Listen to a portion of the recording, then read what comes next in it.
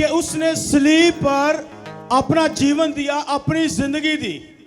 अब दुनिया को और इस दुनिया के सरदार को इस बात से इंतहाई तकलीफ है कि ये जो पैगाम है, सलीब का पैगाम, ये तो जिंदगी की निवीद है, ये तो जिंदगी का पैगाम है।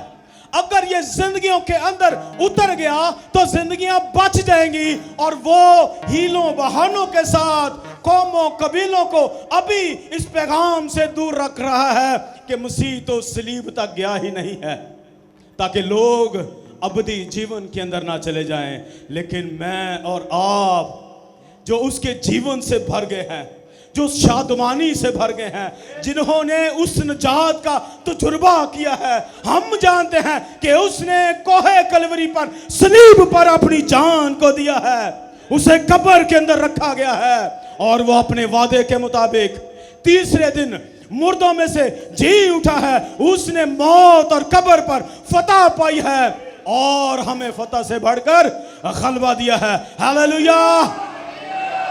आप में से कौन कौन उस गलबा के अंदर जिंदगी को बसर कर रहा है? अपने हाथों को दिखाइए, इस जहान के खुदा को दिखाइए जिसने लोगों की आंखों को बंद कर रखा है। कहिए आज अपनी जुबानों से कि मेरा जीवन यीशु मसीह की सलीब से, खून से बदल गया है। अब मैं पहले जैसा नहीं हूं, मैं दुनियादार नहीं हूं, बल्कि अब दुनिया मेरे सबब से बदलती चली जा रही है।